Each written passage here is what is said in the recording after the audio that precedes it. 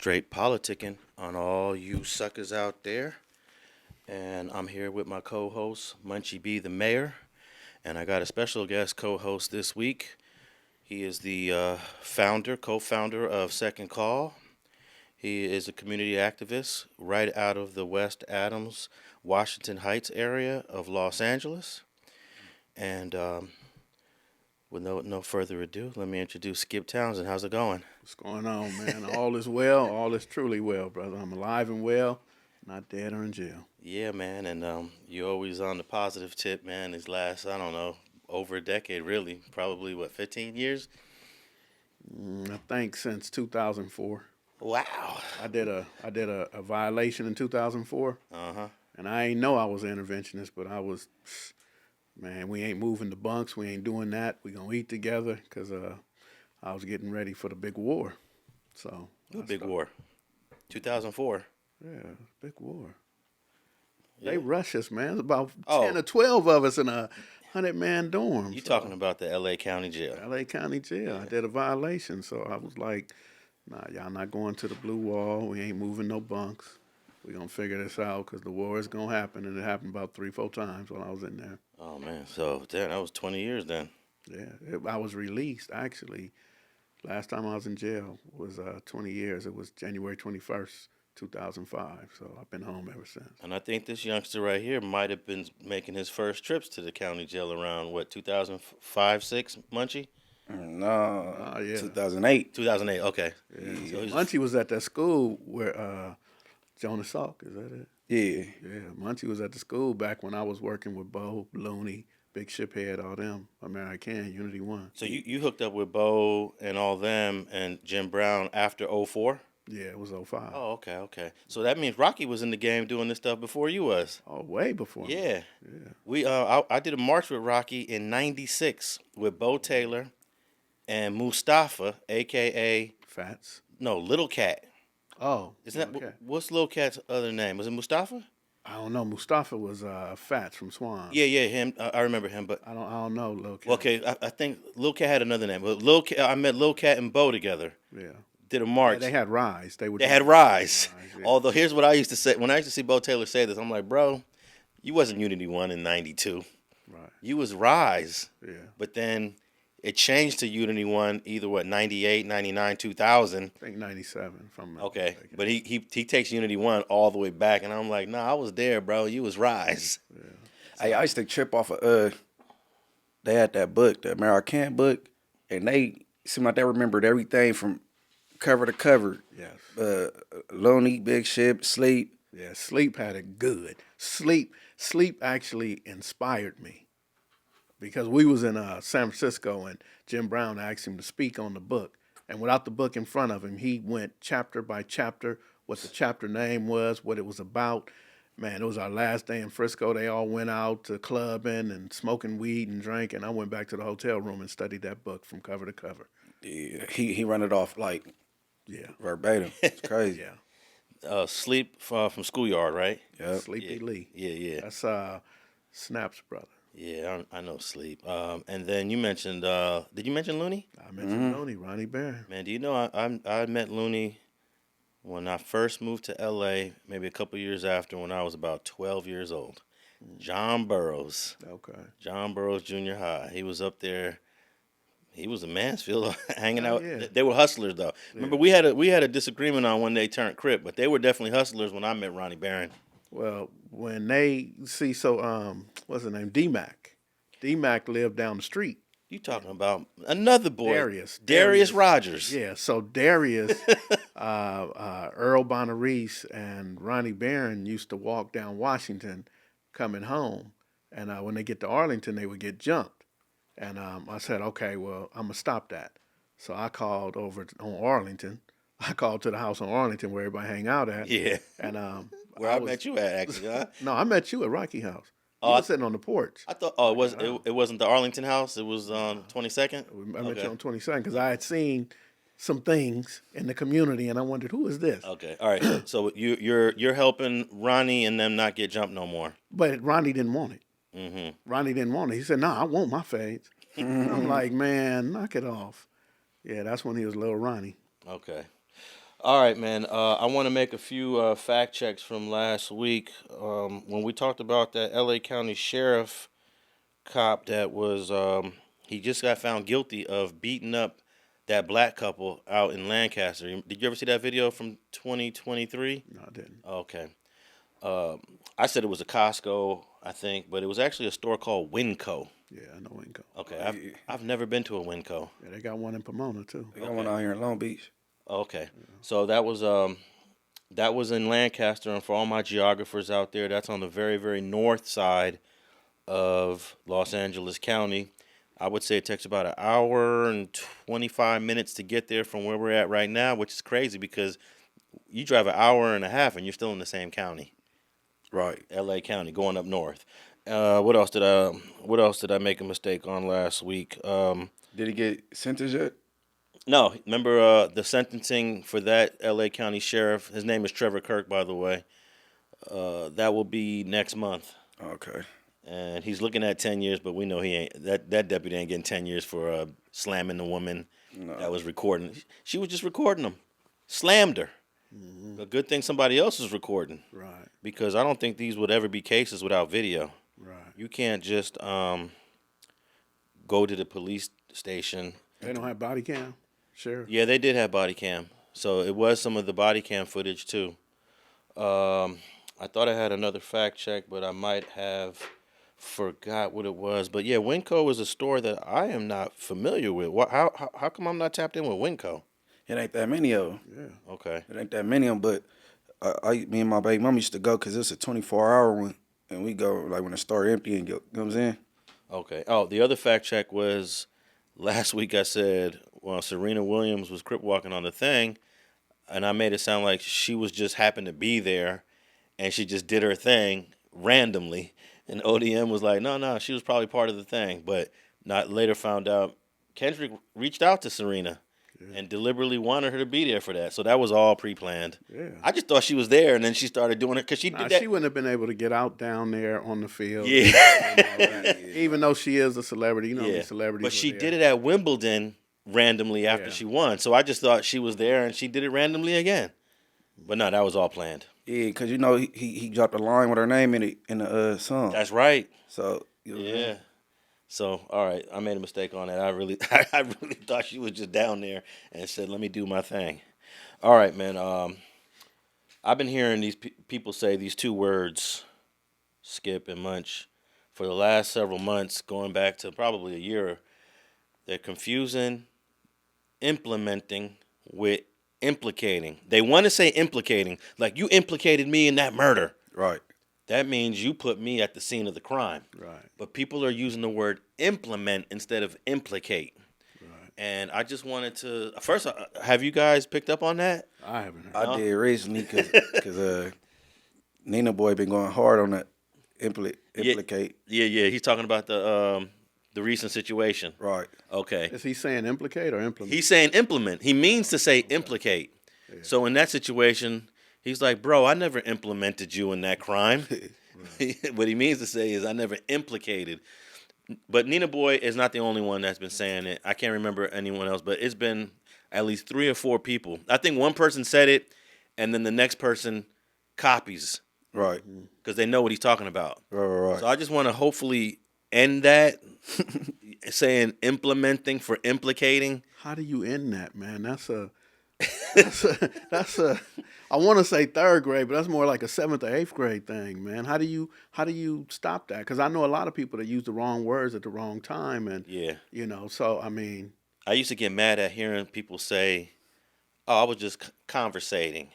right, and it's really conversing. It's conversing. Yeah. But do you know that the international authorities on the English language, they decided to add that in maybe 2 years ago. So it's a word. So conversate. Is a You word. can say conversate. Yeah. So we gonna sit here and conversate the 3 of us. Yeah, but conversing is the right word. I'm like, bro, it's conversing. I don't know. That just used to get me wrong.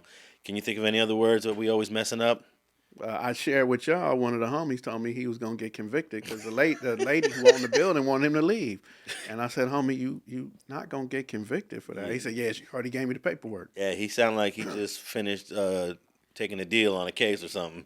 I don't know. Yeah. All right, y'all. It's implicating when you're talking about putting someone at the scene of some sort of incriminating incident. It's implicating. It's not implementing. So if you give me an assignment, you say, Skip, I need you to do this and do that, and I go out and start this, I'm implementing everything we talked about. That's different. That's implementing. Yeah, that's different. The way that people are using the word is to talk about self-incrimination or just being or being incriminated by someone else. Right. It's not implementing. No, that's implication. It's implicating. Yeah. So I hope I never get implicated in anything because I'm pretty much on the straight and narrow and have been so for many, many years. But hey, if someone lies and implicates me in something, I will defend myself because no one should be implicating me in anything other than just working hard and taking care of my family. Black If man don't cheat. if you keep implementing everything you're doing, you'll never be implicated. Hey, there you go. There you go. I cut Munchie off. Go ahead, Munchie. Wait. I just want to say that's the first time someone's used both the words in the same sentence. Okay, go ahead, Munch. No, I was gonna say no. I said black men don't do crime. Black men don't cheat. So we ain't gonna get implicated. It's all good. All right. Rest in peace, A.C. Moses, King Bobalouie. I have his book right over there on the shelf. What it's called? Starting lineup, right? Starting lineup. And he's got the first generation Pyrus on the cover. And it's crazy that he's a first generation Pyru, but he also spent several months with the first generation Crips prior to moving down there in Compton. And I think that he's probably one of the few, maybe the only person that could say I was a first generation Crip and a first generation Pyru. Hey, and that's where I get it confused. They say Power Rules used to be Crips, and that's where people get it confused. You hear that before? I have heard that before. I talked to Babolouie about that when we did the interview back in 2017, and I don't think they may have been. There was an alliance between what's the dude name from Compton, the first Compton Crip dude down there, Mac Thomas. Mac Thomas. Mac Thomas didn't like the Pyrus. Raymond was cool with the Pyrus at one point. But Mac Thomas was able to convince Raymond like the Pyrus ain't for us, and they started a little beef. So Babolouie told me that they were at a party. So he didn't tell me it was Mac Thomas. He told me it was when Tookie came around. When Tookie came around, once they got with the West Side or whatever, he was saying that they used to say Crib here, and then it'd be little small voices talking about Pyru here. Yeah. And he said at one party, they said, "Hey, y'all got to stop that. Y'all can't do that no more. It's Crip or nothing." So that just shows they were at the same party together. Yeah, they were together. Yeah, they weren't tripping. But I remember in 2015, you had asked me, "Have I ever heard of a guy named King Bobalouie?" And I was like, "No, I'm not really tapped in with King." And you were telling me, "No, he's supposed to be like original OG." And then you said, I asked, "What year was he born?" Is it 56 or 55?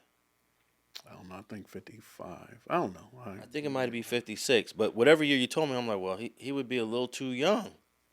Because Raymond and Tookie and all them and Donald Archie, they're born in 53, 54.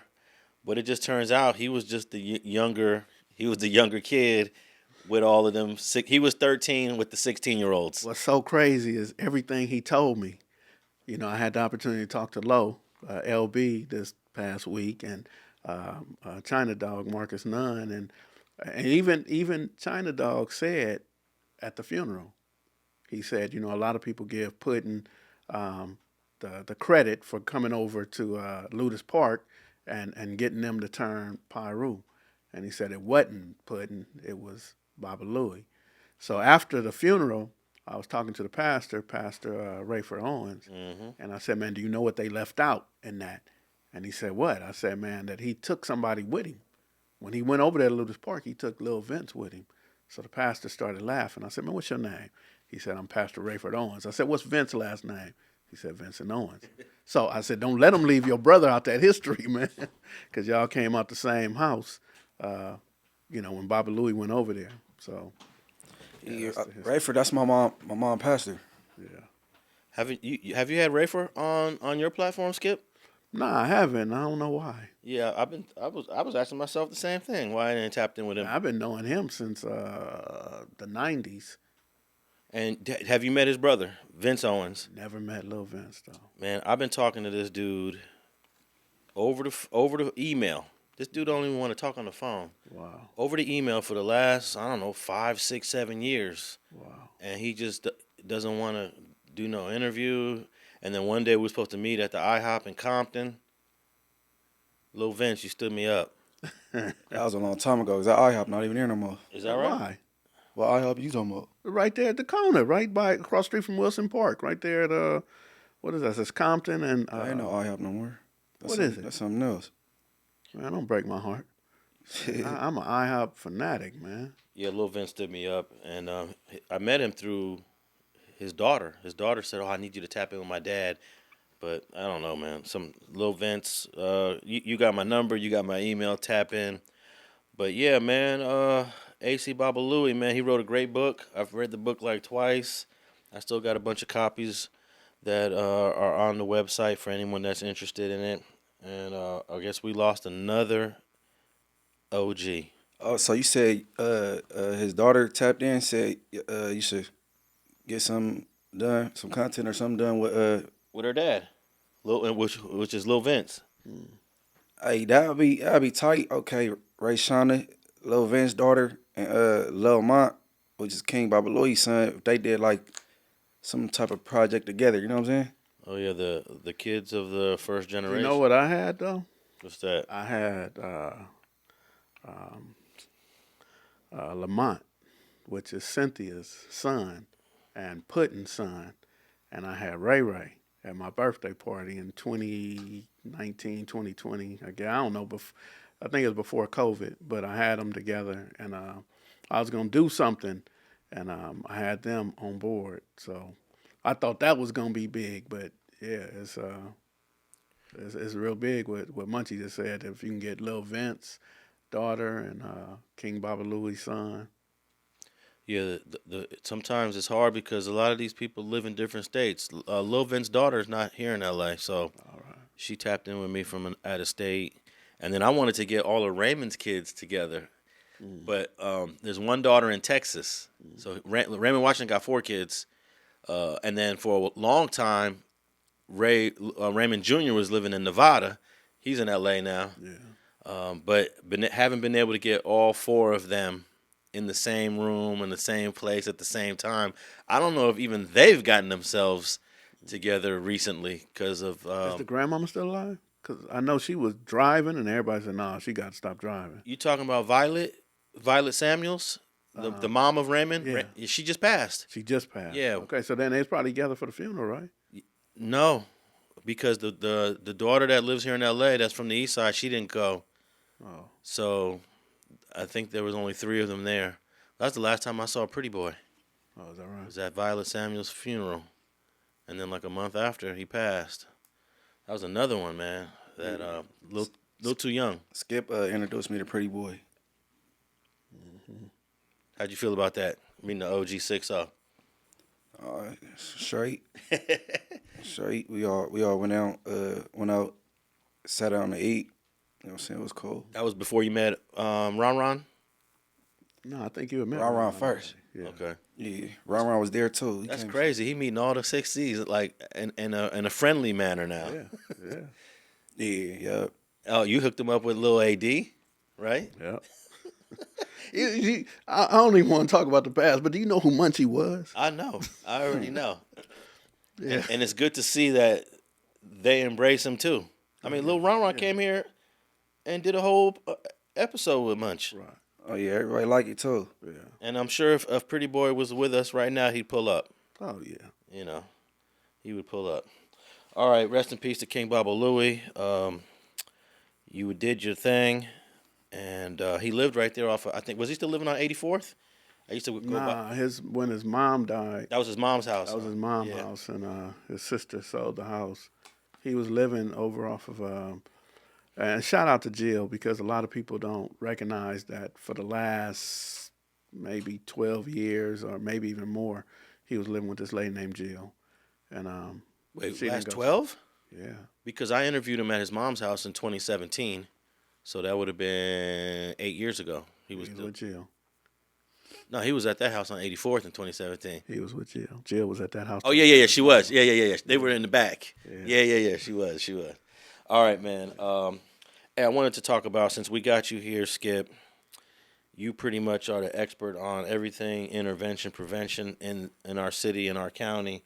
And there's been a lot of misinformation being thrown around there about GRYD. I know you're not with the GRYD currently, but you had a short stint with it years ago, right? So I worked for Community Build, who had a GRYD contract. And then I left and went to Solidarity Enrichment, which is St. Michael's on Manchester, right off of Vermont. And I worked with them for 2 years. And that was a starting lineup. It was me, Twin from 40s, Maniac from VN. They both rest in peace now. You know, Big from Neighborhood Block. He rest in peace now. Twin from from 107. 107. Taco from Gardena. We had a hell of a lineup, man, and J Bone from 107, and oh man, I forgot another dude, Quincy. I think he's Cue Ball from 7-4. He rest in peace. Damn near everybody on our squad rest in peace, man. Was homeboy from Raymond a part of that too? Rest in peace. Wiz. Wiz. No, Wiz didn't work with us. Okay. No, he didn't work with. I mean, but he was always around. Yeah, he rest in peace too. So that was a GRYD via that organization. Yeah, Solidarity Enrichment. Okay. Now, have you been keeping up with all the information that a lot of out-of-towners, even some locals, have been saying about the GRYD, about it being working with the police and providing information and basically snitching on other gang members? Okay, so where has that happened at? Because one of the things, I was part of the Professional Standards Committee that oversaw everything that intervention did with the GRYD. And my expertise was law enforcement interaction. How do you interact with law enforcement? How do you respond to the yellow tape to get information from law enforcement? So it was always a thing that if anybody gives any information to law enforcement, whether it's a rumor or whether it's the truth, they're eligible to be terminated. And we can't make the agency fire them, but what we could do is take the certification back, saying you're not certified to work in Los Angeles. And I never got, I stopped with that probably about 2018 or 19, but I never, in the years that we started from 09 till whatever time I quit, about 10 years, I never got anybody in front of us saying, oh, he's snitching. Now, you're familiar with what Munchie said on a Clubhouse while he was a little inebriated, because I think you addressed it on your channel, Skipp. You did a video. Can you tell us, Munchie, remind the people what you said, and then let's talk about your reaction to that, Skipp. I was on that dumbass app I deleted. Yeah. It ain't for me. You know what I mean? Then, so I was faded. I was drunk, and I was trying to explain, dumb it down, and explain to them, okay, so I'm an ambassador. I got influence from where I'm from, and I get paid to be from IFG. So when I said that part sounds crazy. Yeah, it didn't land well. You feel me?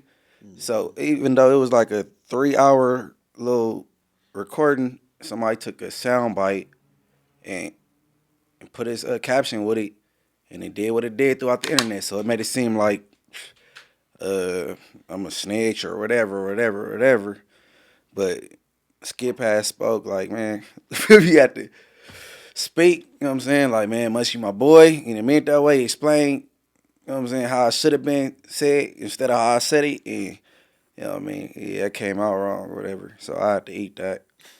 Now, you remember your response to that, Skipp? I don't know. I can't. I remember that I did respond, but I don't remember what I said. I just know that what I said was that Munchie, the way he said it was taken out of context. Because he doesn't get paid to be from IFG. He gets paid to be an influence. All right, this is Skipp Townsend. Ignorance is at an all-time high. I came on here just to share with y'all that Munchie B going viral for saying some things that he might have said it in the right place of heart, but he's put it in the wrong context. Munchie B is my guy, and I'm going to tell y'all what an ambassador is. You don't get paid because you're from a certain neighborhood. even though people like myself will help you get to become an ambassador because you're an influence, because you can influence that neighborhood to stop the violence, stop the shooting, stop the writing on the walls. So don't nobody get a BlackBerry. Don't nobody have to report nothing to the police. Ain't nothing in the report that the police get. What happens is the city of Los Angeles, not even Inglewood. Inglewood don't believe in intervention or ambassadors. The city of LA want to know how can we reduce the violence, and the city of LA pays ambassadors to use their influence to stop the foolishness. That's it, that's all. You don't have to write a report and give it to the police. You ain't got to meet with a sergeant or none of that type stuff. What happens is, document what it is that you doing. That's what the city will pay for an ambassador. What are you doing? So if a fight broke out, did you sit there and watch it? Did you film it and post it on YouTube? Or did you break it up? Did you tell somebody, hey, look, man, I'm about to call your mama? Or did you tell somebody, hey, man, hold on, man, your brother's coming, man. I'm going to get this shit to stop. How do we stop people from killing each other? How we stop them from fighting? How we stop from all the foolishness that goes on? And sometimes it takes somebody with influence who know people. But the same, I don't want to name names and name drop, but some of the names we just use, so what I did was when they said you got slots, Skipp, you got slots to have them as ambassadors, I immediately went after the influence. Okay, well, I want Munchie to keep everybody from Inglewood from crossing Florence. Don't go down there, right on the walls or shoot nothing. I got it, little AD. Man, can I get you to make sure don't nobody cross Florence, go up there shooting nothing right on the walls? So I get those influences to be ambassadors. And they don't get paid because he from 60s, or he don't get paid because he from family. They get paid to stop stuff. Like, even I'm going to give you a good example. The Jesse Owens Park, little youngsters just hit up Manchester and Crenshaw. Just total wall up, right? So what I would want is for the people who work with me, people I can call, man, let's go take it down. So Frog from 8 Trade went to take it down. You know what I mean? He's working with the city. He's working. He's an ambassador with the city. He works for the council member, all that. So he's not from Inglewood. They don't get paid to do that. But as a favor, man, take that down because I don't want the youngsters to look up and these idiots put their name up there. You know what I mean? So, man, take that down. That's what I need from Munchie. And Munchie has done that. When I had people writing on the walls, I can call Munchie and say, man, talk to this dude for me. Or get at them, and the same with AD. So that's what the ambassador does, is stop the foolishness from happening. And they don't have to write a report and send it to the police. All that's asked for in the ambassador is that they say, what did you do today? Oh, I took the writing down off the wall. Man, I talked to Skipp. He was telling me about a youngster. I hollered at the youngster and their family. I took a youngster to get enrolled in school today. Or one of the youngsters went to court and I went and supported him in court. That type of thing. But they're not talking about who got guns, who got drugs, and getting people arrested. That's not ambassador. Those are confidential informants, and they getting way more than an ambassador. The confidential informants, I seen a list come out. They making 80-something thousand a year. Yeah. The ambassadors is getting, man, what y'all get? Probably, I ain't want to speak on it, but they not getting. They ain't getting half of that. Let me just put it like that. But it's only to respond and stop retaliation, to respond and stop the rumors, respond and stop the foolishness from happening at the schools and in the streets. That's it. Now, when the example that you gave about the graffiti on the wall and they painted it or cleaned it, does that information get inserted into an app, or is it done paper and pen? How does that information get uploaded? It's an app. It's just an app. It goes in the app. It goes into the app, and the app goes to the city. So a lot of people are absolutely right. We can't stop the city from giving police information. So what I do is I train everybody with me. And what it would be in the app is remove graffiti and where the graffiti was and what wall. Was it one wall, two walls? But like I said, the little boys left their name. That's not getting in the app. I'm not putting it was Dead Eye and Rat. I'm not doing that. I'm just putting the graffiti was there. Even in a fight, when these dudes is fighting, I'm not saying, well, this dude hit that dude, whatever. I'm just saying broke up a fight. I'm generalizing so no one's name is in it, so that when it gets back to the city, they supposed to keep it 100 and it's not supposed to go to the police. So we don't implicate. I'm going to use the word correctly. We don't implicate anyone. Correctly used. Yeah. I'm not implicating someone because they wrote on the wall or they hit somebody or whatever. Now, there's some huge voices on the internet that like to bring up this topic of ambassadors or GRYD and say they're turning over information to the police. He's snitching. And we'll name one of them, Whack 100. This dude loves to distort and present misinformation. Yeah, because what got my attention was the BlackBerry. All those years, because Big U was not a computer savvy type dude. You understand what I'm saying? That ain't what he does. So I was asking him, why you got a BlackBerry? You know, he had a regular phone, an Android, an iPhone, whatever it was. I said, why you got a BlackBerry? And he would always give me an excuse, oh man, this is a backup phone, whatever.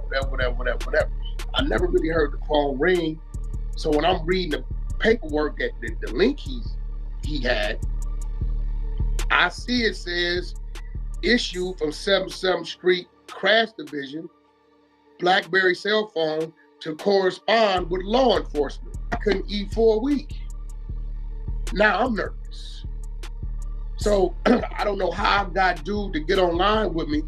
Maybe he heard me run a room on him, right? Mm-hmm. And I remember talking to him.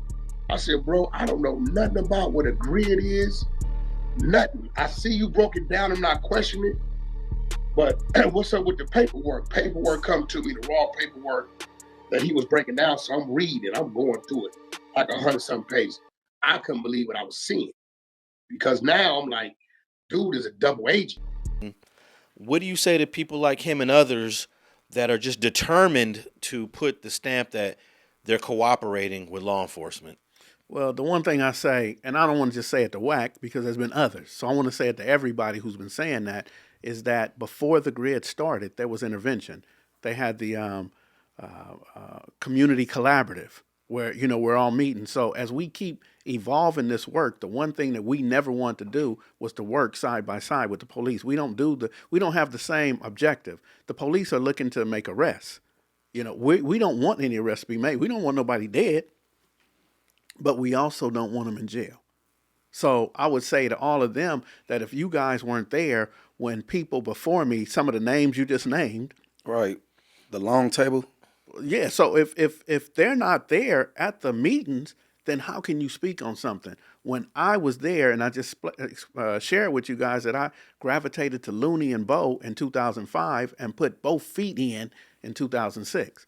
So none of them were there. And if anybody was there, they could speak to the fact that it was never a BlackBerry given by the police and, you know, all that type of stuff. So I want to put that out there for Whack, but I also want to put it out there because there's so many others that's been saying the same. People who not even in LA, but like you said earlier, the huge voice. Because the voice is so huge, they believe that anything that comes out of it is the truth.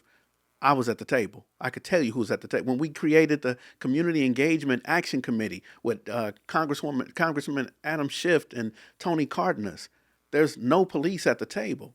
It's all interventionists from the Valley, San Pedro, South LA, and Boyle Heights. So, and also there's a distinction between the city of LA government and the LAPD. Right. A lot of people just put them together as one. Yeah. But you're saying that the city of LA is not supposed to turn that information over to LAPD. No. But they can. There's nothing to stop them from doing it. No, they won't. They won't, because now the director of GRYD, I want to say his name is Melvin Hayward Jr., all right? But Melvin Hayward was a one-time, and he don't run from it. He's from Venice Shore Line. So he got the same rules that we got.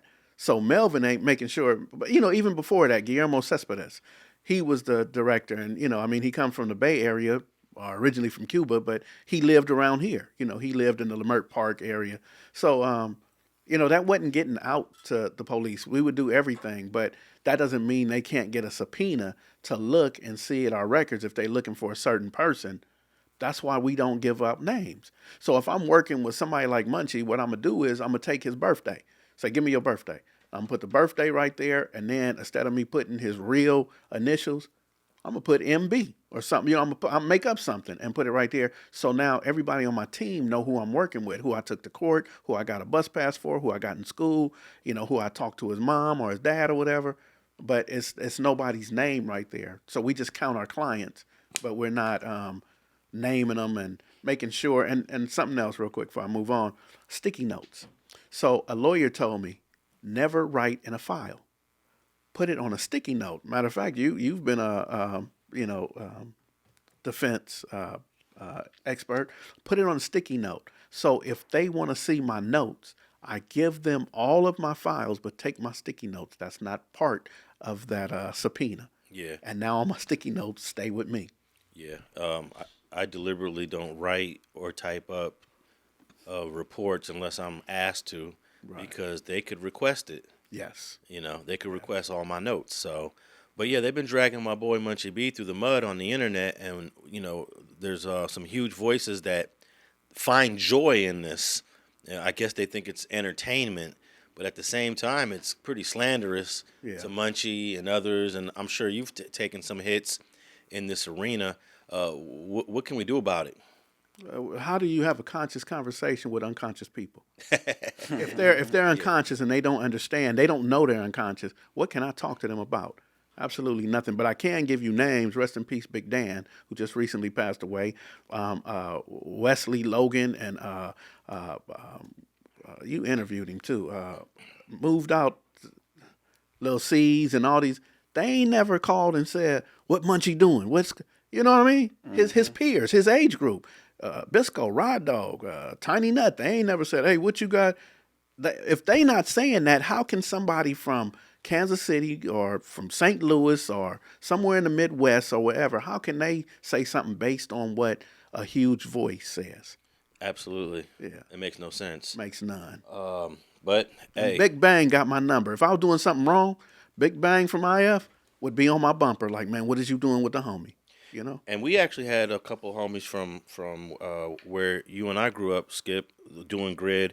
Mad Ronald had an office over there indeed. by First AME Church. They had an office, right? Yeah. And Big Tick Yeah. was also part of the GRYD. Yeah. And Tick still is. And Baby Monster. and Baby Monster. And Baby Monster. Reptables. Yeah. Baby Monster, a squab, you call him, he'll be ready. So yeah, it's just what people believe. Not only them, man, we've had D-Mac from Harlem. We've had Sea-Dog from Harlem. We've had Looney from Harlem. I could name people from every hood. Right now, we talking about Big Twin from 107. Hoover Sam. It don't get no bigger than that from Hoover. I mean, it might, but I don't know anybody bigger than that from Hoover. We got so many different people, man, who got these reputable names. They ain't told on nothing or nobody. So and then Big U's name is always getting dragged through the mud with his contract. I don't know. They pull up some multi-page PDF file that says hundreds of thousands of dollars and say he working for the police. I've never even paid any attention to it or read it, but it's just frustrating to hear people just create these stories when they're 100% untrue. The narrative came with the Big U thing, and then me following Big U. The little narrative came from the same person, bro. the huge voice. Yeah, yeah, him. Like, you know what I'm saying? He act like a scarring wife, Big U. You know what I'm saying? No, but I've heard other than Whack 100, who's a big part of the misinformation campaign. There's like 3 or 4 other channels that are from out of town that take his information, repost it, remix it, and tell the same type of story. All right, so this is my question. So, who could speak up and say that they went down behind somebody that do game prevention or intervention work? Who like, oh, he got on the stand on me, or he did this, and this is the reason why I got convicted? I don't think that person exists. Cause you got the right to face your accuser. I'm trying to figure out, like, you know what I'm saying? If it's Look, I've read a lot of cases, and I haven't read anything in the last 10 years implicating GRYD workers. Why you say 10 years? What about 20 years? Well, GRYD started 2009. yeah. Okay. And I wasn't paying a whole lot of attention to it in the first part of this work, and as Skip just said, it didn't come up a lot. It's really been coming up a lot this last decade. It came up because of Big U. We know that. Right, that's what I'm saying. We know it came up from the big voice. You know what I'm saying? Yeah, so to all you boys and girls out there, a lot of the information on YouTube, on the internet about GRYD is not factual, and just do your research, right? You know? Yeah. But I mean, that shit don't bother me. I don't be tripping. You know what I'm saying? Wait. It bothers me when I hear it. It's got to bother you a little bit. Nah, that one person that took the little sound bite, I already had in my mind, like, what I'm saying? Yeah, I want to give you a hug, bro. You feel me? But other than that, outside, I can't pay attention to what. Yeah. But here's another thing too. We're talking about these people from out of town. So there's this dude got an irritating voice, man. Irritating out of man. He does that too. He took it and says, "Too gangster for YouTube."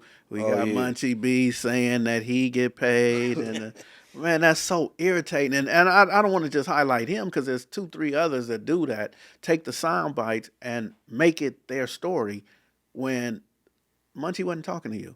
See, I'm not gonna post something. If I see you and Munchie talking, I'm not gonna take it and repost it. I'm gonna talk to Munchie and say, "Let me catch you on camera real quick, saying what you just, I'm not gonna take other people's stuff." So I always look like, why are y'all taking other people's stuff and having a conversation about it? See, that's the number one reason why I strike channels for taking my content, a little bit of this, a little bit of that, because they're taking it out of context, putting a spin to it, and misleading the people from the original interview. Right. And I got this reputation of striking people, and I don't mind. Do not use my content, especially all you out-of-towners. There's a few people that do use my content that have permission. I ain't tripping on them because I trust the way they deliver their message. But that's exactly why I strike these channels. Oh, you used 2 minutes of this interview? Nah, bro, I don't like your channel. I'm striking it. Then they hit me up in the email. Man, you should have let me know. I would have took it down. I always say, well, you should have let me know you was going to use it. Right. And that's You the know end how of many that. people took my Pyru Peace March? Oh, man. Man, so I'm sitting there looking and man about I'm looking to see how much of it they used, and if I see 20%, 40% or something, I'm not even tripping. But there's some that used 100% of my Oh, strike them. right. But here's the thing: then I look and see how many views they have and how many followers, and I say, "Oh man, you got about 400 views and you got 40 followers, whatever." But I strike them regardless. You're saying basically it's a small channel, right? It's a small channel, so I'm not tripping. But a bigger channel might grab it from them. And But Yeah. if a bigger channel take it, but see, I'll see it because it'll tell me in copyright infringement. If a bigger channel take it, oh no, I'm gonna do my thing. I'm gonna type up, I don't know what YouTube, whatever, and man, Now, what you're talking about when you go on your YouTube account, YouTube tells you who stole your stuff. right, A exactly. lot of people don't know that. They think we just out there looking. Nah, So it YouTube will tell me who Yeah, took it. Yeah, but sometimes that system's not 100% because I find stuff. I'm like, oh wow, this guy stole my stuff, but YouTube never alerted me on this particular one. So I strike them even if they're a small channel because a big channel can come up and not take it from you, but take it from them. Yeah. I hit them all because they're all What contributing. What I did to one of them, a big channel, I said, man, what you could have done is you could have said where your source came from, who you took this from. You know what I mean? You could have did that, and then whoever it was, he hit me back and said, I'm switching it up right now, and he went in and edited and gave me credit for it. So I'm like, I ain't tripping now. No, that was a beautiful march. Man, I was supposed to pull up to that. Something happened that I couldn't pull up. But we know who didn't pull up, huh, Munch? Oh yeah, absentee Huge ballot. voice. Yeah, the huge voice. Well, we were just talking about AC. Paru We wasn't just there. talking about AC Moses and Babolouie. You know Babolouie, right? And man, I'm in awe of everybody that was there, but there was no huge voice there. Nah, not at all. Of course not. Bro, don't pull up. I think Munchie did a great little analysis of why he don't pull up and was able to document all the times he got hands put on him in a very systematic way that For real. the people really tapped in with that. Yeah, man. I don't know. The huge voice. He counterproductive. Like, you feel me? He is. He say the Paru Peace March was for a rollout for YG album. And just stupid shit. You know what I'm saying? Yeah. All right. Skip, I noticed that you was tapping in with Faux Extras and Spoety Face. Were they ambassadors too? I want to just talk a little bit about Faux Extra because he's in custody again. But did you reach out to them for ambassador work? So Faux Extra was reaching out to me because he thought that I had a GRYD contract in his area. He must have heard a huge voice too, right? Yeah. So they was telling me, man, Faux Extra looking for you. And I'm like, all right, what do you want? And I just avoided him at all costs. So one day, my son was working out there and at Lamert Park, and he said, hey man, Faux Extra looking for you, and he know I'm your son. So I said, all right, what are you talking about? He said, man, he really want to talk to you. So I said, all right, call him up for me. And he called, and he said, man, do you got the contract, the GRYD contract in my area? And I said, nah. I said, the GRYD contract in your area is developing options. So he said, I'm going to call you back. 5 minutes later, somebody from developing options we was just talking about called me and said, man, did you tell that dude? Hey. I said, I don't. He said, man, you know, we stop at Vernon. We only go this far. We only deal with these areas. And I said, I don't know what the parameters are for your contract. You know what I mean? He said, nah, we just in my area, whatever. So I started talking to him and saying, look, man, here's what I'll do. I can give you and your peoples everything I have at Lamert. You know, I'll hire all your folks. I don't want to bring nobody in from Cal State LA or somebody I got off Indeed or whatever and put them at Lamert Park or put them in your area. So that's how me and him got cool. And yeah, I brought him on, him and his cousin, Spoety Face. Spoety Face. We call him Turtle. But yeah, we brought him on so that they could do the things in their area to bring peace. And it was working cool, but then he kept going back and forth to jail. And Spoety Face had something that he had left out in Arizona. So when he paroled from Arizona, they wanted him to stay for a year, like in transitional house. When he came to California, it messed up because California said, well, you know, we don't have nothing on you. We don't have paperwork. So they just let him run his course.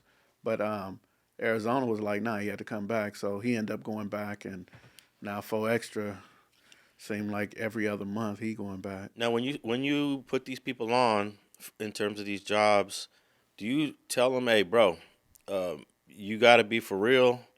You can't be going back and forth to jail. It's a bad look that you're doing this quote unquote peace work, but at the same time, you're getting violated for your parole and you're back in jail. How do you deal with that? So I would have had those conversations with them, but when I have my meetings and my trainings, matter of fact, not this time, but the last time that 4 Extra went to jail, we were in a training when his parole officer called. So he's sitting at the table with L. Mike from Bloodstone Villain, Rod Dog from IF, you know, the Long Beach, the O Hoods from Long Beach, and you know, I got everybody sitting at the table, for everybody from everywhere. And he got the call, said, man, my parole officer want to see me. You know, so he sits at the table and he's cool with all them. You know what I mean? So we chop it up, and, you know, we know that one of us represents all of us. And, you know, I always use this example. If I start smoking Sherm running up and down Adams Boulevard naked with a second call hat on, is it going to have an effect on all of you guys? And they're like, hell yeah. I'm like, so if you do that to me, if you run up and down the street doing something stupid, it would affect all of us, whether it's Long Beach, Azusa, Inglewood, Compton, whatever. So we've had those conversations, but he was also in a meeting on a Wednesday when Lupe called him and said, hey, Adam wants you to work with him at No Jumper. So I think that if 4 Extra would have, I don't know, I can't speak on it, but I think that if 4 Extra would have had more time with Second Call, as opposed to, I want to just say the distractions that he's been having lately, yeah, he probably would have been able to make a change. And the person who really, who was his biggest influence, you know, they took him to jail, which was Spoety Face, Turtle, yeah. So I think I needed Turtle to help me with him. But, you know, even when he went to jail that time and he called me and he had been in jail 4 or 5 days, he told me he hadn't been fighting. And I put it out there, which I shouldn't have. And they took it and twist your words. Twist my words. Took out of context. And everybody like, oh, Skipp lying, trying to impress the judge and the parole officer. And then I was at my auntie funeral, and I'm out there thinking, and I just said, man, I'm going to shout out all y'all who taking my stuff and twisting it. And then they took that and twisted that. I made a video on Saturday about a phone call that I got. And in my phone call, I said that somebody, 4 Extra, is doing what he got to do to get up out of there. And somebody took my video, took the information from it, and put extras on it. And said, oh, he hugging the enemies, he turning down fades and all that. That's the type of shit that gets you put in this place right here. Or it's the type of shit that'll get somebody else put in this place. So I'm saying this because a lot of people, y'all don't know who I am. You don't know what I do. So don't question me. Don't question the authenticity of what I said. I was on the phone with dude. But I want you to question yourself. I want you to question, why would you listen to somebody who ain't from no hood, don't put his face up, talk with, hey, YouTube. Why would y'all listen to him when I'm telling you what dude told me? So I'm like, man, let me just leave that alone. Now I noticed Munchie had a little back and forth with faux extras, and I'm hoping that it doesn't turn into anything bigger than what it is. Have you had a chance to tap in with some of the back and forth between Munchie and faux extra online? No. No? Okay. Faux extra said something too.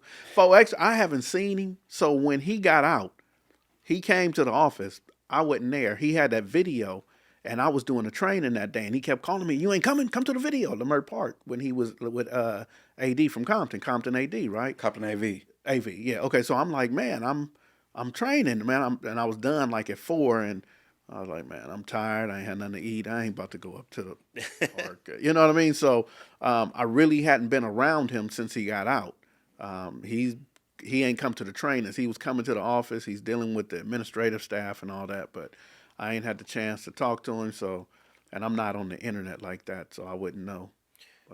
Well, I think Munchie just didn't agree with one of his stories, and you know how. Oh, that flame, Deuce Flame. There you go. Yeah, I wasn't with yeah. the deflammatory, you know what I'm saying? Yeah. Switching, lying and shit. That didn't run me the right way. And the homie, he don't have no platform, no voice, and all that. Trying to embarrass him and lie on him and all that shit. Yeah. So I'm like, So nah. woke him up, knocked him out, woke him up again. Woke him up, knock him out, woke him up, knock him Yeah. I'm like, what the fuck? Yeah, that type of talk I don't think is a healthy conversation. Talking about who you knocked out. Cause what kind of reaction you think you'll get from some shit like that? You know what I'm saying? But even if it's true, I'm just saying, even if it's true, if it was true, I wouldn't have said nothing. I know, but I'm just saying, why do we feel the need to go online to talk about who we knocked out? I mean, that's his lane. You know what I'm saying? Because that's how he entered the internet. Yeah, that is. He talked about Jab 5 from Hova and how he beat him up, so everybody was into it. So, you know what I'm saying? He keeping it going. But I wouldn't have never said nothing if he didn't lie on this particular person. But if it's some truth to it, I ain't gonna say nothing. I ain't don't type just go defend a lie. You know what I'm saying? Well, I looked up his case. He has no bail right now, and he has a CDCR hold, which means I guess that he's got to do a little bit of time. They're gonna ship him out at some point. Maybe have you had a chance to talk to him since his recent arrest? He called me since he would call me all the time. He got arrested. But he called you the last time. He called me all the time, which was like around November. Yeah. Somewhere in there, yeah. All right. Well, if he does tap in with you, find out if this is accurate. This is just according to the L.A. County Sheriff's website that they got a CDCR hold on him and no bail. Yeah. Which sounds like he's got to go to state prison for a few months. But yeah, so figured like this, man. If I'm talking to him about peace in the streets and different things, and I was really trying to get him and his cousin ready to go meet what's the dude named Face, G Face from Trouble. This is the older one, not the younger one. Got all the tattoos, but this is Big G Face. Big G Face, right? So me and him have been talking about a peace march up and down Normandy. And I said, man, let me holler at these dudes. And Turtle was with it. Spoety Face was with it. And Faux Extra was like, man, I'm going to leave that to him, whatever. But so that's where I was working. But then once he got on the platform where he was able to talk about other things, it distracted from the peace effort. It went to the lane, like if I heard Munchie correctly, the lane he was in, that was his lane. And that's where he flourished. And it's hard for me to get somebody out of their lane with it. It's hard for me to get Michael Jordan to stop playing basketball to come over here and play baseball with me. You know what I mean? Even though he like it or whatever, but nah, that wasn't his lane. It's gotten so out of control that he challenged a UFC fighter, and Adam got the UFC fighter on the phone. The UFC fighter said, "Bro, I will knock your gangsta ass out." And Adam said, "I think this dude will beat you. He's a professional at this." And Faux Extras is like, "Nah, I'm gonna whip his ass too." You know what? I got to stop real quick because Randall Glover, they call him Bang. He passed away a couple days ago. So I just want to give a shout out to the Glover family, man. He OD'd, and the paramedics. Well, first of all, K-Rock was giving him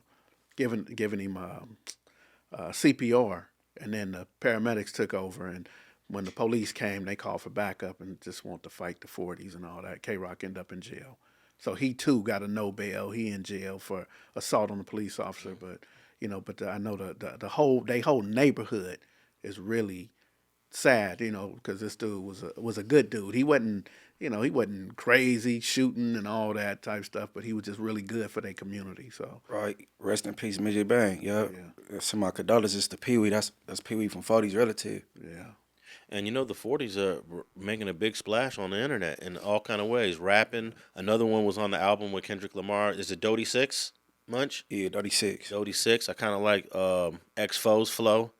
And then you had Spoety Face and Faux Extras. They just huge personalities. Yeah. They're not rappers. They don't really. They're just personalities. And then Baby Runner. Yeah. Baby Runner's funny. Yeah, he's So funny. I just wanted to tap in with that. Hopefully, Faux Extra will be back home soon before the end of the year. But if they send you to the CDCR, does that mean you're doing? Because if you're only doing 2 years, you're going to do that in the county. No, 2 you years or can't. less? I don't think you could do that. That's a new charge. I think violation got to be 1 year, right? I thought the county was taking everything that was 1 year or less or 2 years or less. But when I saw the CDCR hold on them, then I was like, okay. He might do it there. I don't know. He might stay at the county? Yeah, he might stay at the Okay. county. It just depends. All righty.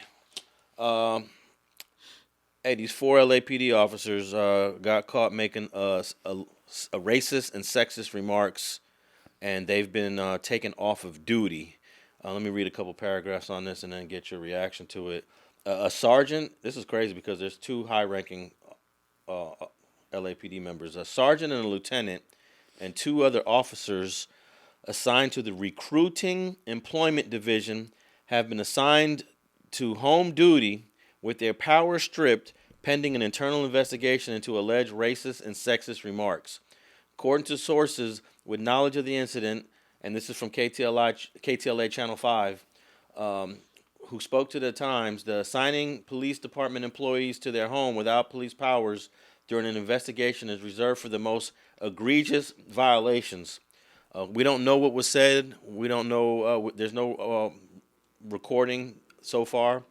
But apparently one source who spoke anonymously to KTLA 5 said they were not authorized to speak about the details of the investigation, but described the alleged comments as shocking and crude.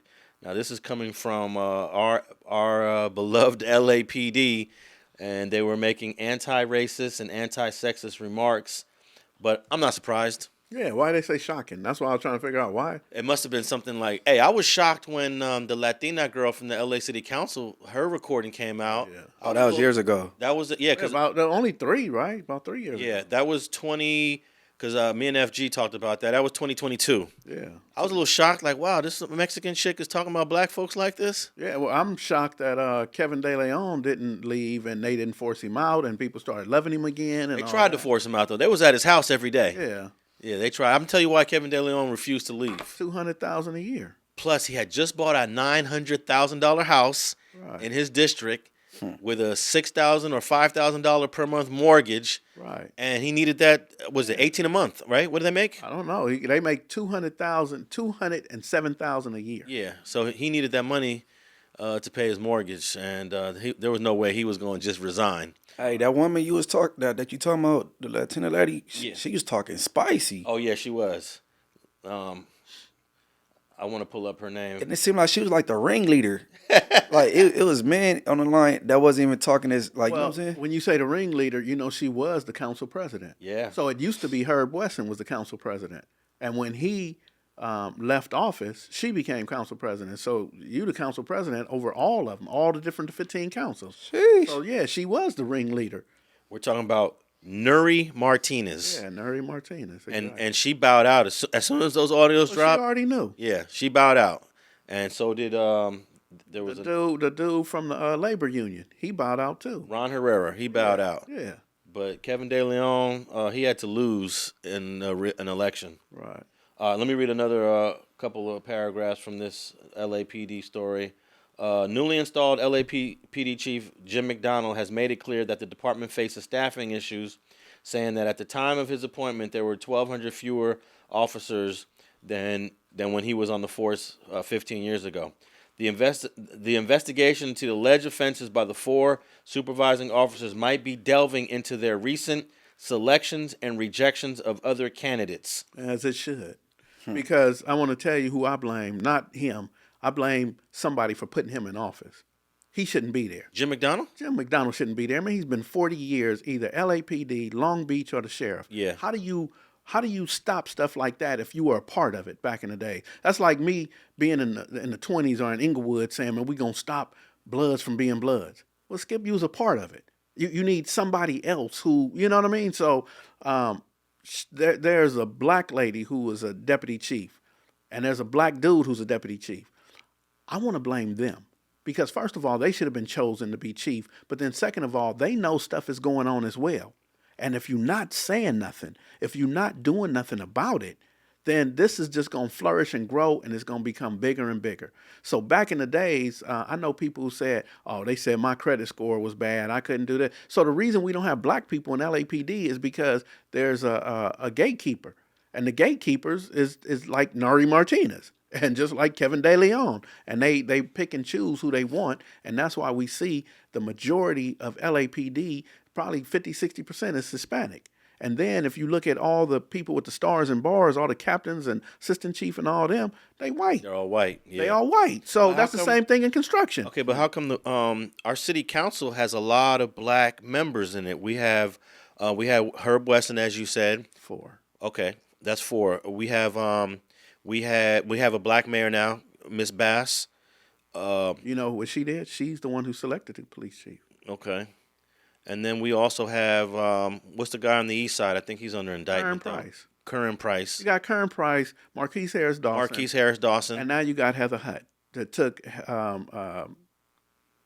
Mark Ridley Thomas. That was his slot. And he had to give it up. And Herb Weston came back, but they said, nope, illegal. He already did his terms, and he's out. So Heather Hutt in there. So if you got Heather Hutt, Marquise Harris Dawson, and you have Curran Price, but we have 15 different districts, 3 of them black. Come on, that's not a lot of people. Yeah, but they could definitely push for more black recruitment in the LAPD. You know. But if you got gatekeepers, what does that mean when they not in the room in the meetings when they in the back talking about? What about him, the black guy? Nope, not the black guy. What about him? What about her, the lady? No, not her, not the lady. So that's the stuff they do behind closed doors. All right, growing LAPD's rank is a top priority to this administration and our city, Karen Bass said. So this conduct is especially outrageous and unacceptable. The mayor added that she and Chief McDonnell are working together to fix the recruiting and hiring process to make sure that officers stuck in the past don't tarnish the badge for everyone. But what do we need more officers for? Because if I know you do research. If you do your research, we have less homicides than we've ever had. Hey, Munchie and I just talked about we have 24 homicides. We have less crime than we've ever had. So back in the 80s and 90s, it was necessary. 92, 93, the highest number of homicides was in those 2 years. And if you realize, 92 was the year of the peace treaty, when we were at peace with each other, when the Grape Streets and the Nickersons stopped a war. 1993 was the big meeting with the 13s, the Southsider, where they stopped the drive-by shootings. So in the 2 years where both different ethnic groups came together, you mean to tell me there was more homicides that year? Why is that? Shoot, I could tell you. Why? LAPD, man. Because in the Pueblos, they say the dude was walking in the store, got shot in the face about 4 or 5 times. Who the hell could shoot that good? Everybody I know would have shot him in the foot, shot the arm, shot little kids down the street, somebody's grandmama watering the grass. I don't know anybody who could aim and shoot 4 times in the face like that. You know what I mean? So it's always been something to stop us from getting along. Yeah, I definitely agree that we don't need to hire 1,000 more police officers during a time where we're seeing record low violent crime numbers. Right. There's no need. But, you know, they're never going to say no to more officers. You'll never, ever see a department say we need less officers. Because they need more arrests. they need more convictions. They need more people to go to jail, more people to go to prison. And some people sign up for it, you know. Well, I'm hoping that they have an audio of these. I'm assuming they have audio of these 4 officers saying whatever they said, and hopefully it'll become public. You know, right now they're protecting these 4 cops, even though they said they've been assigned to home duty with their powers stripped. But I believe they're still getting paid. Yeah, of course they're getting paid. They're still getting paid. If they can't do that, they'll sue them. If they stop paying them, they'll sue. But this is a brand new story. I hope that whoever's on top of this story, it's the LA Times and KTLA, they push to get the audios so we can hear what was said. Right. Because without hearing those audios from those four and let me tell you, what those 3 Latino council members were doing in 2022 when they were on audio, they were actually on audio the year before. Someone held that for a year, dropped it in 2022. They were talking about redistricting Los Angeles so that more Mexicans can get elected to city council and less blacks. Gerrymandering, basically. Yes, indeed. So let's cut up this district right here. Redlining. Yeah, so they'll take an area with a whole lot of black residents and they'll cut it in half and put some in this district, some in that district so that they have more votes. Ooh, shady. Shady. And I'm glad they got caught, because most people will say, "Oh man, stop being a victim, stop playing the victim. Ain't it, y'all got the same amount of y'all just ain't voting this and that." You know, I hate that, man. I hate the fact that, you know, even we into it with other races. You know, I mean that's crazy to me. You know, but it's the reality is the truth. Okay, so out of the 15 districts in Los Angeles, only 3 are led by blacks, right? Tell me where I'm wrong. And I mean, Tim McCosker is a good dude. He's a white guy, but he's the council district for Watts. How is Watts and San Pedro in the same district? That's crazy. You know, he council district 15 is his, and I ain't saying nothing bad about him, because, you know, I talked to him several times. He's really a good dude. He's really genuinely interested in meeting the people. But he's a white guy from San Pedro. He should not be the council member for Watts if you've never slept in one of the projects, the front street, the back streets, the Hat Gang neighborhood, something, Bebop, spend the night somewhere. You know what I mean? Right. Hey, Inglewood has 4 council districts, Munchie. Do you keep up with the politics there and who's running those 4 districts? No, I used to be up on it because my auntie, when she was living in Inglewood, she attended all the meetings and all of that. She, you know what I'm saying, come back and enlighten me on certain things, but I ain't really brushed up on it. All right, I'm going to throw the names out there real quick, just and their race. Council District 1 in Inglewood is led by Gloria Gray. She looks like a sister. Yeah, she is a sister. Okay. She's cool, too. Okay. That's Gloria Gray out of District number 1. District number 2 is an older brother named Alex Padilla. Yeah, he ex-police officer. Okay. He was actually pulled in by Mayor Butts. They were police officers together. He was the chief in Santa Monica, and Padilla was a sergeant. District 3 is a Latino brother named Eloy Morales, a younger guy. Yep, that's one of Butts' people, too. Okay, and the last district is a sister named Dion Falk. So you got 2 blacks and 2 Mexicans running Inglewood, Munch. Yeah, man, we need to get Mayor Butts out of there for sure. Why is that? Cause he ain't no good. Like everything he done been into, he got swept up under the rug. All the domestic violence and whipping on his wife and all that. You know what I'm saying? And I ain't with law enforcement becoming like mayors. Oh yeah, he definitely been bouncing back and forth between Inglewood and Santa Monica. Elected official and L.A. World Airport. He was the chief at L.A. World Airport too. Yeah, he was the chief of Santa Monica Police. Yeah, Santa Monica and Lawa. In fact, I went to a press conference when one of those dudes stabbed up somebody during a hip hop concert back in 2004. Was one of the G Unit dudes, if anyone remembers. Young Buck. Young Buck, there you go. Young Buck did a stabbing, and that was I didn't really meet Spider Loke, but Spider was there because he was tapped in the G Unit. I'm doing a press conference. Butts is doing the press conference at Santa Monica.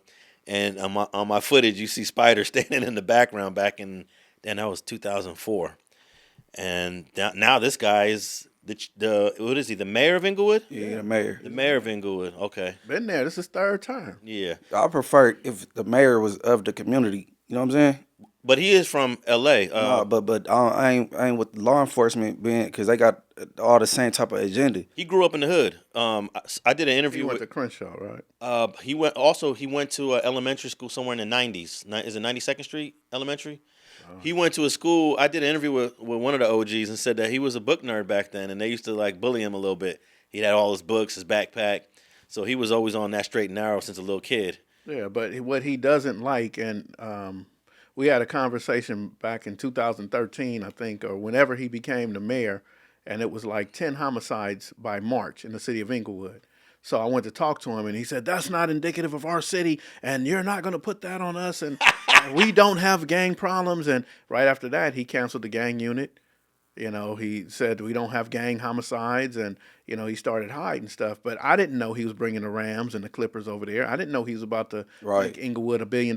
All I was telling him is you just spent $150,000 on a gang injunction, and everybody on that gang injunction was on drugs and 50-something years old. It wasn't targeted. I mean, the only person who was really targeted that I would say was in Munchie's age group was Green Eyes and his brother Nutty Boy. Nutty Boy. Them was the only two that was targeted. Everybody else was, you know, like older people who wasn't even. They was on drugs. They was hanging out at the lot over there on Manchester, and you know, or rallies or something like that. So I was trying to talk to him about, man, I could take that same $150,000 and I can get a couple of ambassadors to do safe passes at the schools, go to the football games, the basketball games, stop some of the violence. And that was it. He just shut me out. They didn't want me at the city council meetings, none of that. So do they have any sort of outreach, gang outreach, intervention outreach under Butts? No, Nothing. there's ambassadors in Inglewood, but they under second call, and I had to go to the school board when they started fighting. When the Inglewood 13 said all BK, take it how you want, however you want to use that B, you know. So I have ambassadors at the school at Morningside. I got Lil Hawk at Morningside. Shout out Lil Hawk. Shout out to Lil Hawk. I call him Young Bobby. I got guys at Inglewood. You know, shout out to the guys at Inglewood. A couple of them are Inglewood 13s. The rest of them Inglewood families. You know, so we gonna stop it. I'm gonna stop it whether Butts want me to or not. I'm gonna get down to where we ain't gotta kill each other. You know, because the one thing Squeak Rule said to me that really stood out, he said it's an internal war. He said it's Inglewood killing Inglewood. It ain't like, you know, the 60s coming or the 90s coming or something like that. He said Inglewood 13s and the Queen Streets both belong in the same area in Inglewood. So does the neighborhood Pyru. So does the Inglewood family, Cinderella Park family. So it ain't like somebody else is coming in hurting. It's us hurting us. Now, can you explain to me why Butts, who has turned Inglewood into an unaffordable place for the average person, wouldn't want to address the gang issues publicly? Because he has billion-dollar conversations. He's not having $1 million. He's having billion-dollar conversations with billionaires telling him he has a safer city. Right. So, but he's not giving credit to the fact that I chased Munchie down for 3-4 years. You know, he ain't giving credit to that. He ain't giving credit to when the Queen Streets and Inglewood family was doing their thing, that me and Big I from NHP and Jamal Muhammad walking down the alley trying to get the Queen Streets to not, and then I'm looking for the homie over in Inglewood who's doing a lot of. We ain't get no money for that. We ain't get paid for that. But he not giving credit to that. What he want to give credit to is that we don't have them problems. So that way he don't have to answer nothing. But quiet as kept, man. There's a lot of people been doing the work in Inglewood, even KB and Big Dane before I was doing it. Yeah. Big Vic and Beapone from Queen Street had the Inglewood Peacemakers before I started doing it. So there's so many people who. Khalid Shaw was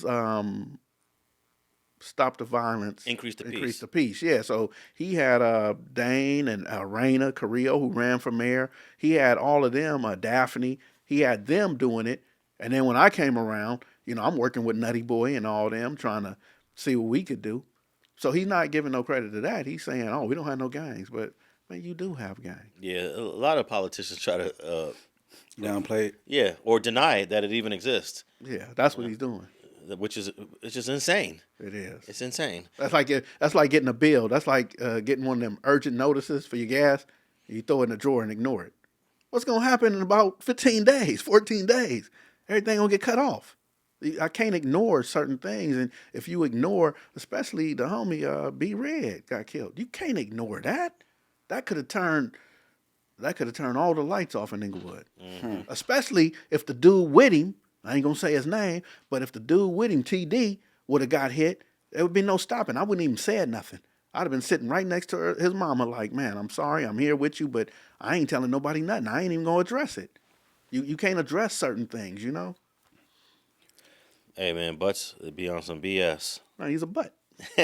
He's a butt. Yeah, he need to get up out of there. I'm confused on how it work with terms when it come to mayors. Oh, they must not have term limits in Inglewood. Yeah, because he's on, I know he did 3. I think he's on his 4th right now. Yeah. All right, man. I want to talk about this shooting that happened. No, not too far from where we're at here at the Street TV studios. 3 people were shot inside of a car, including a 6-month-old baby.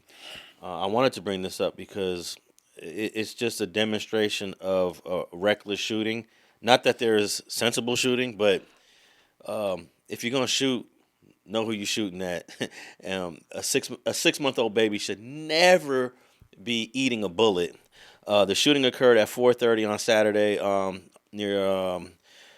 They're calling it Jefferson Park. That's not really Jefferson Park, huh? 24th and yeah. That's the biddy, man. Yeah. 2 women, 20 and 40 years old, and a 6-month-old baby boy were shot. They were all transported to the hospital in stable condition. No arrests have been made, but police believe the incident is gang related. Now, before we talk about it, I have a short clip that I'm going to play.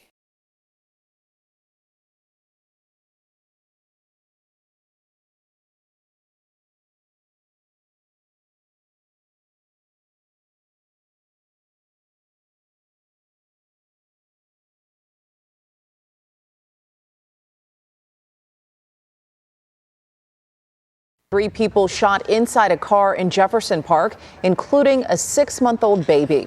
Video from the Citizen app showing the scene tonight on Arlington Avenue and 24th Street. Police saying 2 women were shot along with that 6-month-old baby boy. They were all taken to the hospital and are expected to survive. No arrests have been made, but police say they do believe this is gang related. Hold on, so they said 2 women? Yeah, two women and a 6-month-old baby. Why they assume that was gang related? Right, exactly. Exactly. Yeah. Exactly. It's like a crime of passion type. Yeah, that's you ain't leaving me, girl. Yeah. You know what I mean? That's what it seemed like to me. And you know them girls always got their friend who be in their business. He ain't no good. And you leave my friend alone. Yeah, y'all can get it. You know what I mean? That's not always gang related. So that's crazy. Now, did you find out any information on it, because that's kind of close to home for both of us?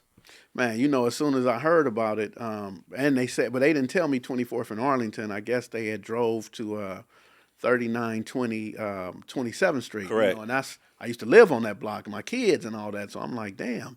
And then I started calling the area like, man, who was that? Who was that? And everybody from the biddy like, man, I don't know him. And I started calling the 20s. They said, we don't know him. So I'm like, damn, they're not from the area. Somebody's baby. We gonna find out whose baby got shot. You know what I mean? Right. And everybody that I talked to from the biddy and from the 20s was like, man, we don't know them. I'm surprised they didn't say their names though. It said 2 women in the age of the baby, but they didn't say their names. Nah, I guess because it's kind of too soon. And that 3900 block of 27th is near Edge Hill, right? Yeah, that's between Edge Hill and 7th Ave. It's a long block. Yeah, and I used to live at 3730. so they drove from 24th and Arlington to that location. Edge Hill, busted left and pulled over there. Like, okay, we safe. All right. Yeah, I just found it disturbing that whoever was popping, they had to know that they were with a baby. Right? You know, car seats sit low. necessarily, You can't really see. You know what I'm saying? Yeah. It ain't like you can see the head and the window view, whatever. But it's still unfortunate. It's But in the example you guys just said, it's a disgruntled boyfriend, right? I can't say that's the truth, let's but just- I'm going with That's that what I'm leaning scenario. towards. If that's the scenario, you know this broad got a kid. Okay, yeah. So You that's know? different, yeah. Yeah, so I don't know. We don't know. We just speculating on that. Right. But gang related, you They quick to say gang related. yeah, because I'm saying you contacted. Well, they talked to the 2 women. One is 20, one is 40. Oh, they survived. Yeah, Like everyone's one is what? 20 and the other one's 40. Okay, so that's a 20-year difference. Yeah. Sound like mother and daughter, mother Auntie and and auntie, niece. Yeah. niece, something like that. You know, that's really crazy. But is it fair to say that if the shooting was about one of these 3 persons, it's not the 6-month-old baby, Right. it's probably not the 40-year-old. Could be, but it's most likely the 20-year-old girl. Mostly the 20-year-old. Yeah. And you know, the situation. But right before that, there was a shooting. Some of my people She say she's coming out the jungles, car in front of her, bust a U-turn. And when they bust a U, they almost hit her car. And she said, "Damn, dog." And they said, "Dog, bitch, this Crip." Psh, psh, psh. Yeah, I heard that. And started shooting at her 2 kids in the back seat. So they didn't get hit. She got hit in the neck and hit in the chest. But the kids got the blood all over them from her. The glass broke all up in their face. So they got glass all in their hair and in their face. And, you know, it's kind of hard to speak positive when people are doing negative stuff like that. How do you shoot a woman for calling you dog? She didn't say blood. She said dog. I think I heard this story, but I heard I heard it was somewhere else though. But yeah, I think we So talked. now she went. So what she did is she drove to the gas station right at the corner, La Brea and Coliseum. Okay. And then the homie Ezekiel went to the fire station and told the fire department, "Man, why y'all ain't here?" And they said, "We just got the call." So they all went to La Brea and Coliseum to the gas station to, to help her out. And she's alive. She out the hospital. I done went and seen her. She's cool now. But my whole point is, why are we shooting at women when, I don't know, man. That just wasn't, in my era, they would have to be out shooting dice, hanging with all the homies that I don't like. They'd have to be out there to risk getting shot, but not just driving in the car. It's probably the drugs. Who Yeah. You got to be under the influence. Do you know that one of the first persons murdered from where we grew up, Skip, was a female? I don't know if you knew her name, Jody, 1981. She was killed by the Harlems. Where was she at?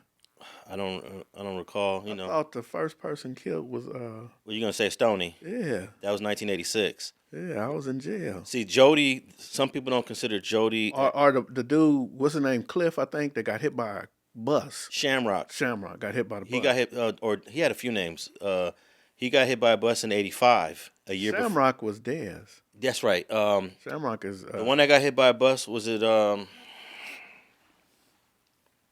Yeah, that was 1985, a year before Stoney. right. But a woman named Jody, she was killed in '81. But some people don't consider her like being from the neighborhood. She lived here but hung out. Where did she get killed at? Oh man, this it's before my time, 1981. And I was 10 years old, so I don't know. I do the research. Yeah. And then someone went to jail for that too. But all right, last story, and I hope that 6-month old baby boy makes a full recovery. Right. The last story, and Munch, I know you're gonna be happy at this because you was talking your mess about this case every episode we did, but they dismissed that crazy rape allegation civil lawsuit against Jay-Z.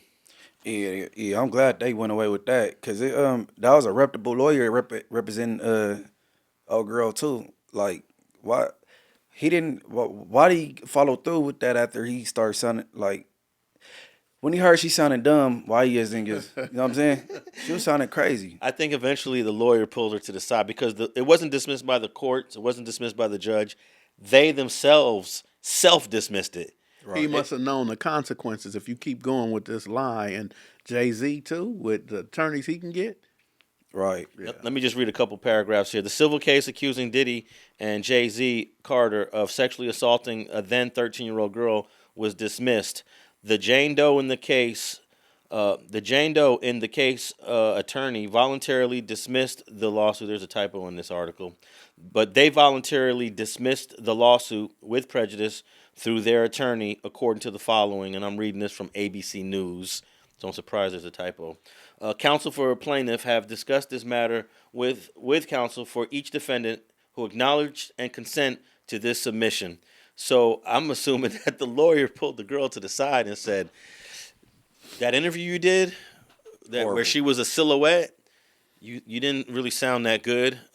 You contradicted some of the statements in our initial filing. And he probably told her not to do the interview. Probably. But she probably got a little money. And then he probably also told her that your daddy's story doesn't corroborate with your story. And that is very hurtful to the case. Right. And then, I forget his name, something Madden, she particularly said she was holding conversations with him at the party, and he said he wasn't even there. he was doing a tour through the Midwest or something like that. We want to begin with this big development. The Alabama woman who said she was raped by rappers Jay-Z and Sean Diddy Combs when she was 13 has actually withdrawn her lawsuit against both men. Both men have denied these claims, and documents submitted by her attorneys did not include any reason or explanation for the withdrawal. Jay-Z's release. His attorneys released a statement saying, in part, the system has failed, and claims that this was simply a money grab. What do you think happened here? Bill, good to be back with you. This was a troubling allegation because, first off, there were inconsistencies with her story, and it was a very serious allegation. And for instance, she said that her father picked her up from Rochester, New York to New York City, 5-hour drive, and then drove her home that night. But the father did not remember any of it. That's something you would definitely remember. And she also said there were other celebrities she spoke to at the party. Those celebrities were not even there at the party. So I think what happened is this woman's claims weren't vetted properly. And then once the inconsistencies were revealed, they then cut bait. And in exchange for dismissing this, the plaintiff's lawyers here are not going to be found to be liable under the law for any misdeeds. They're not going to be sent to the bar for any disqualification. So they're just both going to go their separate ways. Yeah, that's good, man. And it's going to mess up your reputation as a lawyer, though. You know what I'm saying? That's Tony Busby. He's the attorney. He was the attorney for the girl. No, but I think it shows that this is great because very rarely do the person and the attorney who filed the case dismiss it themselves. You know, so this is a good sign that the attorney took the case, thought that there was an opportunity here, but then realized this is not going to go anywhere. We have to dismiss it. Now, this girl can go get another attorney and refile, but I think it's pretty much a done deal. Yeah, once they saying that they backed off of this one, that's going to weaken the next, you know what I'm saying, civil claim if you try to go forward with it. Carter and his lawyer strongly denied the claims in both public statements and court filings, accusing Busby, the attorney, the woman's lawyer, of conducting an extortionate campaign against him. Carter addressed the dismissal in a statement through Roc Nation, his entertainment company, saying, "Today is a victory. The frivolous, fictitious, and appalling allegations have been dismissed. The civil suit was without merit and never going anywhere." And they just inducted Jay-Z into the Grammy Hall of Fame. Did you see that? He just got inducted for one of his albums. So, Reasonable Doubt. Reasonable Doubt. I think it was Reasonable Doubt. Yeah, he just got inducted into the Hall of Fame there. And at the same week, he gets this case dismissed. So it's a victory for Jay-Z all around. A good week for him, huh? Oh, yeah, definitely a good week. And it's a good week for Beyonce, you know? Why? Because she has to deal with the backlash of, damn, your husband raped a 13-year-old girl. You know some people was believing it. Yeah, that can make her lose money. Yeah, I don't know who was believing that, man. But you got to figure corporations, big corporations, who's backing her, giving her millions of dollars or whatever. They would look what they did to Yeezy, to Kanye West. Kanye West shoot himself in the foot, though. Yeah, but I mean, you see what happened? Corporate America started taking their money back. Like, okay, Right. Yeah, Adidas dropped him like that yeah, for making some, I don't know, and I don't remember what he That said. song with a swastika on it or something. Yeah. And even if you go to the Yeezy website, he got a shirt that say "White Lives Matter." And he made some anti-Semitic statements, but you know, Adidas is it was founded by like Nazis 100 years ago. Oh, is that right? Yeah. Remember we talked about it, the brothers? Oh yeah, right. They were German. Right. wow, And then the brothers got into it. The other brothers started Puma. Right. wow.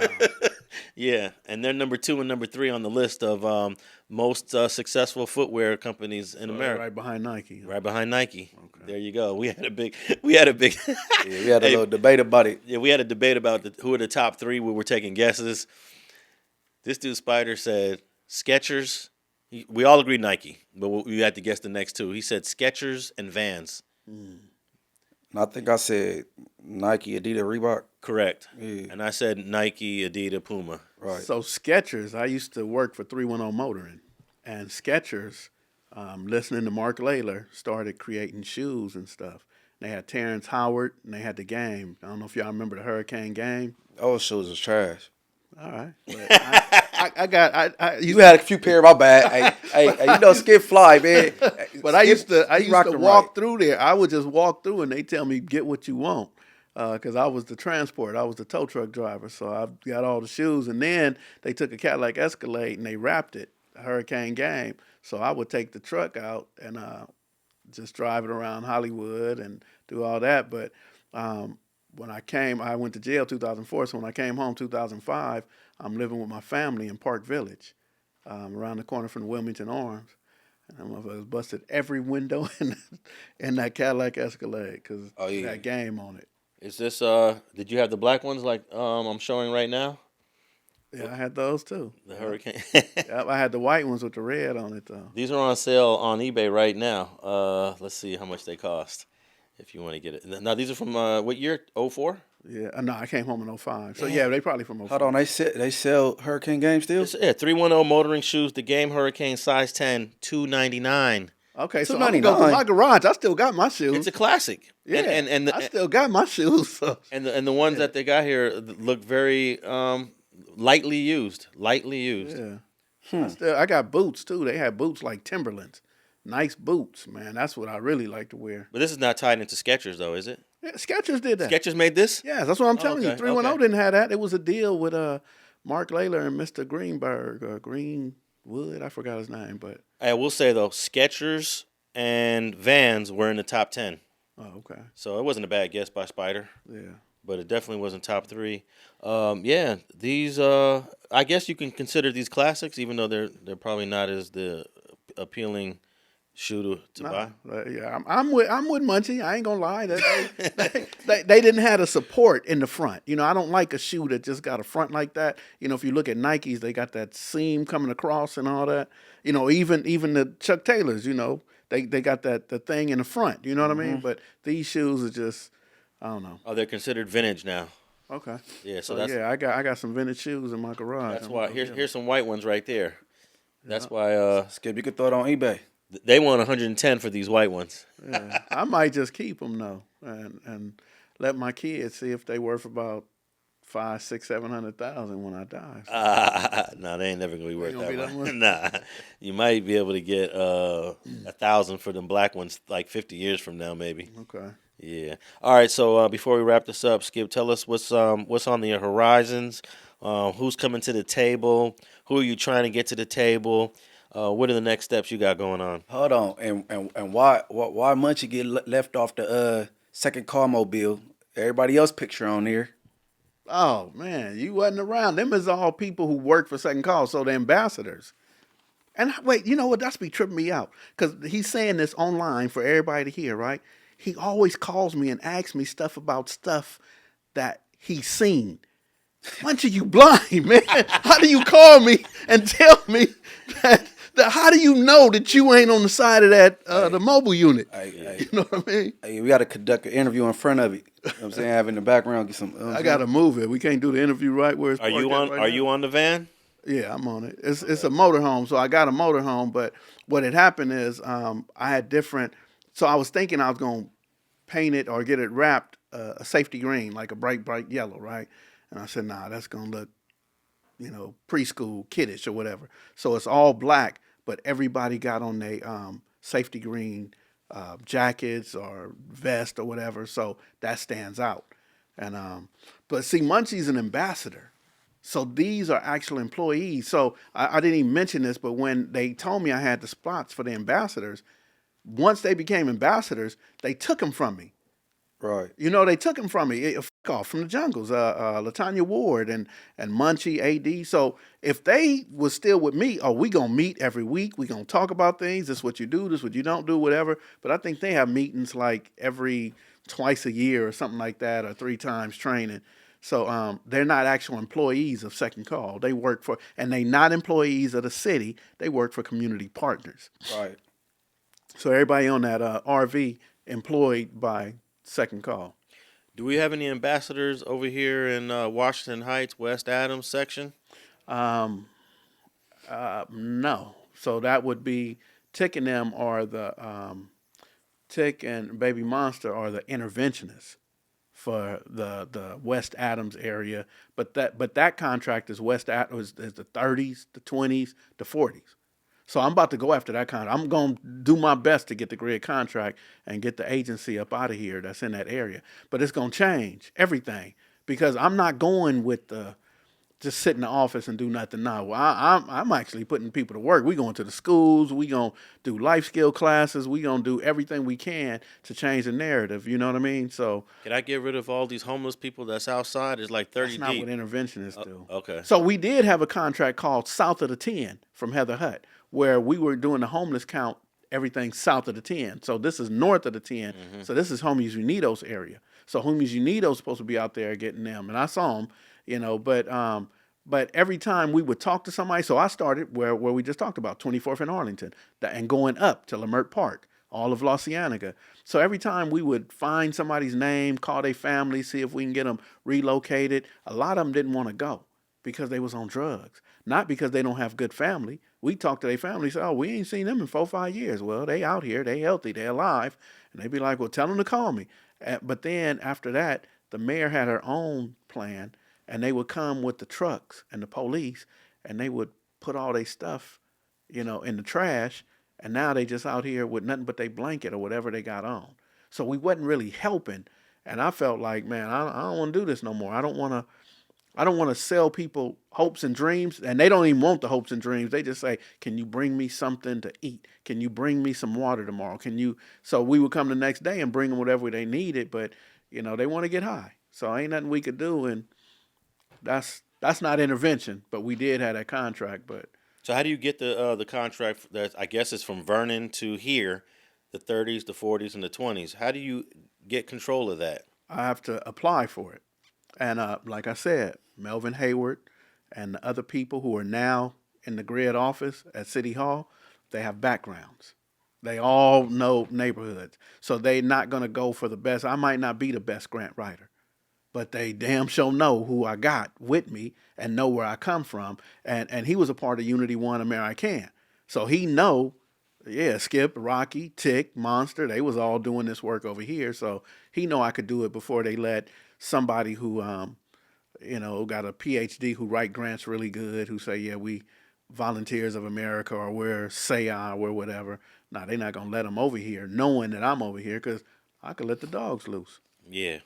I'm not, but I could, Well, I hope you get that contract so that we could do some work over here. Yeah. All right, so let us know what's going on. Yes, sir. Yes, sir. But what's next right now? I know you're always bringing people to the table. Yeah, so the only thing that is standing in my way right now is I spoke about it, it's the Inglewood 13. So pretty much, and Munchie was there. I had a meeting with damn near everybody in Inglewood at least. Man, the IVC is about 5, 6, 7 deep. Inglewood family is about 5 deep. They both say, oh, we don't want none of that. We ain't even tripping. We don't want no beef or none of that. A couple of CPBs, Crenshaw Mafia.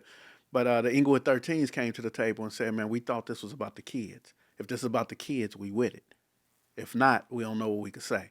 You know what I mean? So I think that's the only holdup I have right now with bringing the entire city peace, because the Legends and the Raymonds, they done gave me an award about 2 weeks ago. They like, man, Skipp, we like what you're doing. So they own it too, even though they didn't come to the table. It's just, I think right now, in order for me to get peace in certain areas, it would take that. And then also the 20s and 30s, man, they want to go to each other's park and film and all. I saw that on Instagram. That's crazy, man. And as much as we working on peace, y'all don't have to. They don't have to do that, man. That's over with, So I think those are the two things that I'm working on is, there's one little kid from 20s that no matter what I say to him, I ain't going to buy him a chicken dinner. I'll buy him a live chicken, man. You could strangle that. You could whatever. And he just ain't with it. He get high and he go wherever he want to go and do what he want to do. I done offered him a job. I done offered him everything, and he ain't with it. Yeah. What do you think about the Inglewood stuff, Munchie, all the talks? Time heal everything, and then sometimes shit just be too fresh though. Like you said, it was the 106 18s in there, Inglewood Thread Says, IVCs, me and some homies, Quincy. So as far as the I-13s, it's just probably just a little too new, too fresh. You know what I mean? Yeah, I remember back in either late 2019 or early 2020, the I-13s was all on board. Mm-hmm. What happened? It was the homie Donut from I-13, he had brought his son, JoJo. And everybody took pictures. We all in there. We pictures with his son, this and that. And his son got killed in 2021, I think it was. So, and you talking about like that's December of 2019. So 2021, when his son got killed, he was saying, Skip, it was the he said it was the NHPs, man. They had nice cars, Maseratis, this and that. And it just happened to be on the hood day for Centinela Park family. And they had Maseratis and BMWs and nice cars in the parking lot. So that's where he got the information from. And I said, I promise you, man, they hood day and they ain't doing that. And then somebody from NHP made a song. Talking about that's why we killed JoJo. We drove down the street, seen them, and we... Wait, they put that in the song? Put it in a song, man. And the 18th Streets is the ones who gave me the song. Said, Skip, listen to this. And I'm sitting there listening like, why would you do that? That is crazy. So Hey, they're implicating themselves. by implementing this song. Yeah, it was crazy, man. So I lost touch with. I didn't even want to call him after that, because it's like, I know he lost trust from me. But just recently, I've been talking to Lucky from Inglewood 13, and The same Lucky from 2019? yeah, from 2019. I thought he had to sit down for a Yeah, minute. he did. He sat Okay, down. He just okay, got out. He got the okay. ankle bracelet on. Oh, okay. So, yeah, he was the main voice back then. He was the main voice. Yeah. So, he's not the main voice now. However, he called Donut and said, man, Skip think you hate him. And he said, man, tell Skip I love him, man. I know he didn't do it. It wasn't his fault or whatever. So at least it's behind his hurt and his pain. So if I can start talking to him and ask him, man, can we get something together? Can we talk so it don't happen to nobody else? You know what I mean? So if I can get his voice, so he could tell everybody, I don't know what y'all gonna do, but don't do it in the name of my son. Don't do it. But then we still got, but at that time, the families wasn't in it. But then now B-Red is dead. How do I tell his wife? How do I tell his son? You know what I mean? How do I tell the kids that I want to partner with these dudes so we don't have it no more when shit, they just as hurt as the loss of JoJo. You know what I mean? And what's interesting? All these Inglewood conversations were inspired by the brother from Blackstone, rest in peace, that wanted to make a big deal about, hey, I'm not having any conversations until they stop doing what they doing in Inglewood. Yes. That's Cass Capone said that. Yeah. Yeah. And I was like, man, first I was disappointed. Right. But and then people say I'm lying when I say, man, Cass Capone came and all, because eventually they did come to the table. They just didn't come to the table with the 18th Streets. But correct. But they came to the table with the bounty hunters. They did that on their own and said, Skip, open the building. So I opened the building, got them some water, and, y'all cool? Y'all got enough chairs? And I walked out, and they had beef. Dudes and the bounty hunters had names that were disrespectful. That they names start off this and that, pow, and they said, man, we got to stop this. And it was all young bounty hunters. I tipped my hat to them. They was all in their 30s. And, of course, Cass Capone and Bop and them was already 50. Blaster was there. Shell Dog was there? Shell Dog came, yeah. So, they had the right people. No, I went to Cass Capone face to face because Bone from Athens had him working on the show called what's the show with Issa Rae? Is it Insecure? Insecure. Mm-hmm. So I went to the set. Cass wasn't there. Bop was there. Okay. I said, Bop, you down? I gave him the whole rundown. He said, hey, I'm down if the big homie is down. Mm-hmm. He said, and then that's when they came to your building or your former building. Yeah, I'm still there. Oh, you still there? Yeah. Okay. And man, we lost both of them. Yep. So disappointing because they were the main voices for the Blackstones at that time. No question. Yeah. No question. Yeah. All right, man. We're gonna wrap this straight politicking. Another episode. Hopefully. Oh, that's what this is, straight politicking? Straight politicking, I thought man. this was Rich at Heart or something. Nah. No, Rich at Heart is me and Mariah. When it's Mariah. But you did go on a Rich at Heart episode with him and Mariah. Yeah. Yeah. And this straight politicking. Another episode in the can. Hopefully we'll get Spider Loke back next week.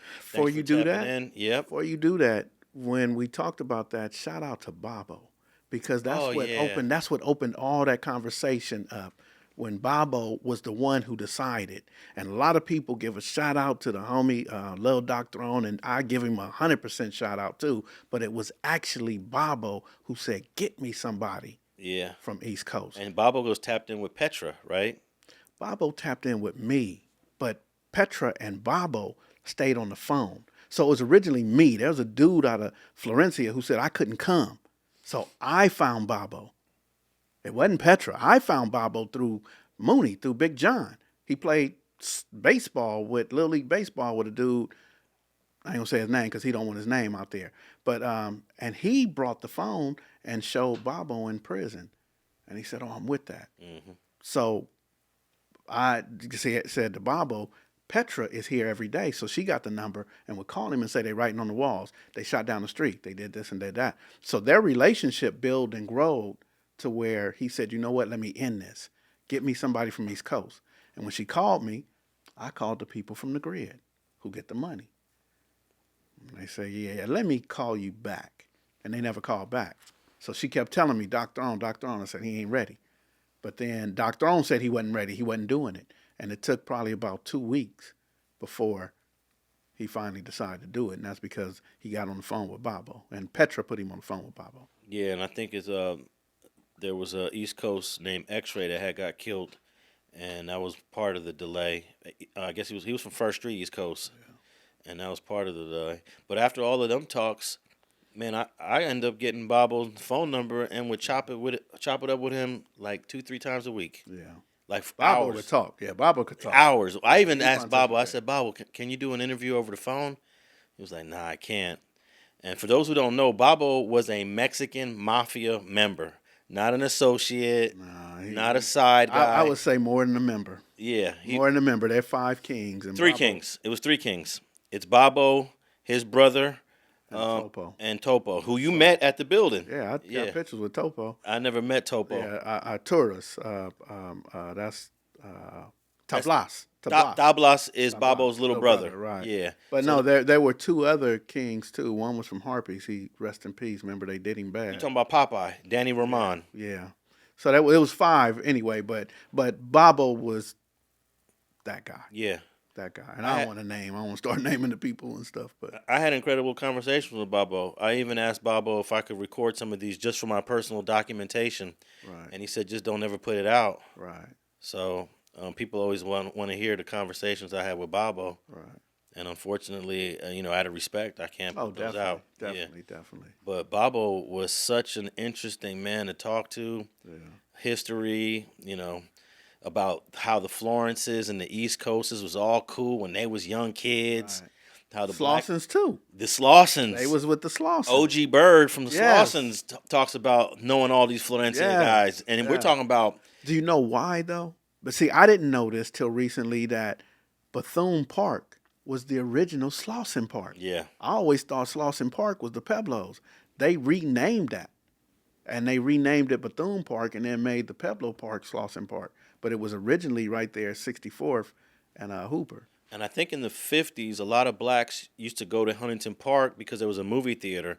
So it wasn't uncommon to go hang out in the 50s at Huntington Park where all the Florences would congregate there too. I don't think no one goes to Huntington Park anymore.